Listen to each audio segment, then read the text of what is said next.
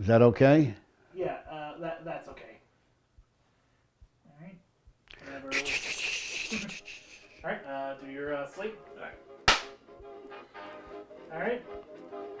And action.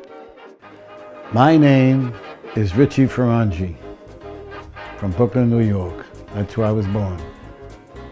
Way back when it was good to be a mobster.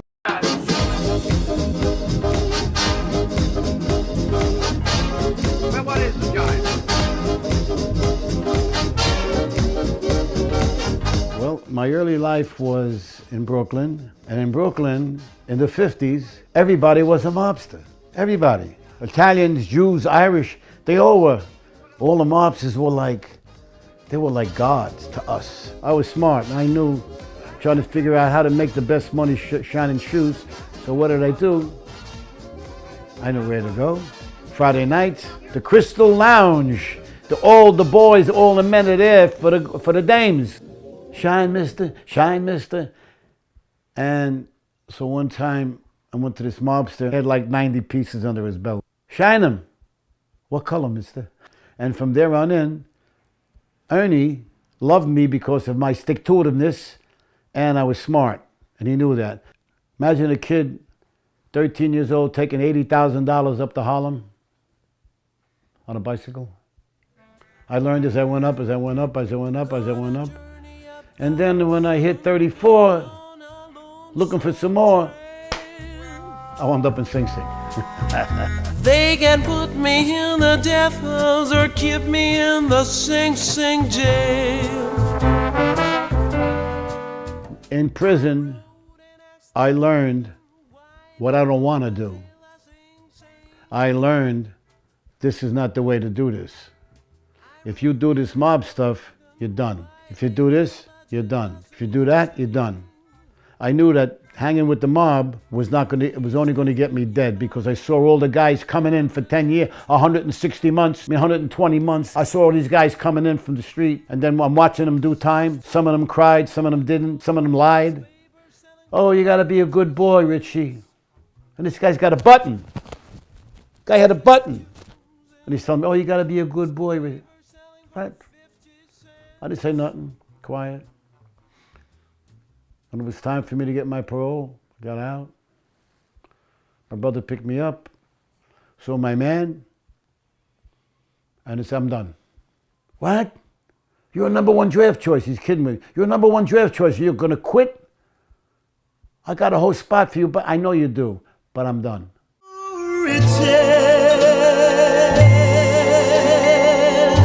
HB Studio was right next to the meat market in Manhattan. Herbert Berghoff Studio, where all the actors went. Pacino, Bridges, there were nobodies. This guy, Sidney Lumet, was doing Serpico. Shirley Rich calls me, she was big. Shirley Rich is one of the biggest casting directors in the world. Mr. Ferrangi, yeah, what do you want? Meet me at 6 o'clock, 6th Avenue. I want you to audition for the director, Sidney Lumet. You're under arrest. Hell, I thought you were some fucking junkie. I'll take that wad in your pocket. You're a riot, kid. I swear to God, I thought this guy was some fucking junkie. Hey, you. Hey, who? You. Get over here and empty your pockets. I don't do that. You're my prisoner. You do what I tell you to do. Get over here. He's gonna get nasty about it. Fucking Fire, cool it, eh? And you know what he does, Pacino? Before he gets to get himself all the way up there, he went into that where the cell is, closed the door, he goes in there all by himself, and I said, what the fuck are you doing? I got to get the mood. So I got to go all the way up. I won't be able to get all the way up there because I might hurt you. I'll tell you what, Al. Fuck going in there. Just do what you got to do. Let's see what you got. Go for it. Okay? Let's shoot this motherfucker! But I powered him. You know, he had to work hard. He wasn't just, you know, when he grabbed my ass, I wasn't giving him the, you know, the I spread my legs to make him work, and he couldn't get him down. Yeah, it looked like you were actually struggling there. He was. I wasn't. And of course, it expanded from there to other films. You mentioned Midnight Run. I'll make it short and sweet. The people I work for, really interested in your visit here. Yeah, who are the people you work for? No friend of yours from the Chicago days?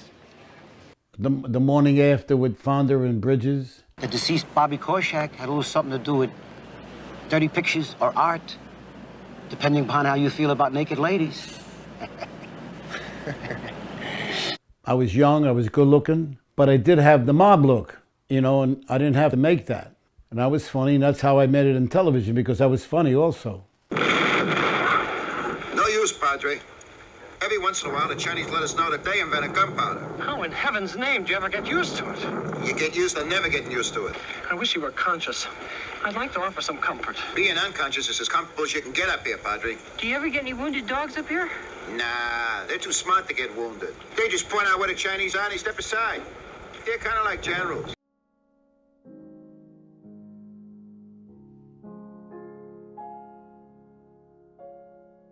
I'm Wendy Chiaro, formerly Wendy Odell. So I'm Wendy Odell Chiaro, and I am your grandmother. So at 80, I decided to be a little crazy. Didn't tell my kids, but I went on the internet. I saw a picture of Richard. I communicated with him online for a while, and then I decided to go meet him. And Richard, I found out, he got onto Match.com because his granddaughter said, GP, that's short for Grandpa, they used to call him GP. GP, this one's for you. He didn't want me to go home. And he couldn't wait for me to get back. So at our age, you don't have too long to date, like a year or two, and then get engaged for a year and all that other stuff. Who knows how much time any of us have, but so we made a connection almost immediately. He said he was very impressed with me, and he loved me, and he just knew we were right. Then he came to live with me, and his family and my family were totally surprised. And they were kind of not sure whether we were moving too fast. But at 80, how slow can you go? That done, you think? Is it done? There you go. All right, and let's go. So just one more time, give the same information you just gave me about your name, age, occupation, just a little bit more slower. Okay. Charles Foronji, Foronjy, 70 years old. Retired from the Department of Transportation, City of New York. I'm going to say 14, 15 years old. We went to live with him, and he had his own life. He was remarried. So by the time around 17, 18 years old, he moved to California with his new wife, and they had their own kids and stuff. And we didn't see him again until somewhere around 1998. He came here for a visit, and then we got together. Otherwise, after that, he was in California. He was shooting things. We heard a little bit. We didn't hear that much about him, but we heard his movies that he was in. He did maybe call every once in a while, not like once a week or once a year, you know what I'm saying? Stuff like that. Did your feelings about him ever change from when he did return back to... Well, he was still my father, and I still cared about him. You know what I mean? It's not that you're going to turn your back on him. It's just that it's just the way it is. Feels good to be back here, huh? After so long? Yeah. Not bad, not bad. Everything changed. Everything has changed. Yeah, a lot has changed. Like All the buildings, the people, everything changed. 50 years ago was a whole different area. A different world was here. Not this. It was because it was all meat. And all the oil from the meat was on the floor. All those cobblestones were full of grease. And this building over here was different. None of this was here. None of that. It was just that square building, which was occupied by ladies of the night. Yeah, but that's a nice way of putting it. William Shakespeare said this, and it's so true. To thine own self be true. This was Richard's secret, his grandmother's secret recipe. But he told everybody in the world about it. Everybody on every cruise ship we ever took all have the recipe. He bored them to death, at the dinner table, at the poolside, wherever. I guess the only thing that's missing of Richard's little recipe is that we just need to have a little bit of wine. What was it you always say? A little bit of wine. A little sip of wine, everything is fine. Hey, baby. Yeah. Get that? Not a day goes by.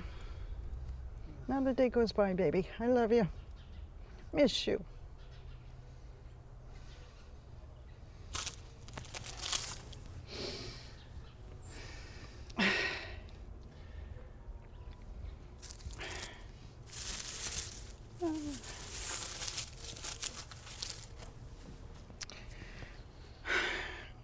It's my honey.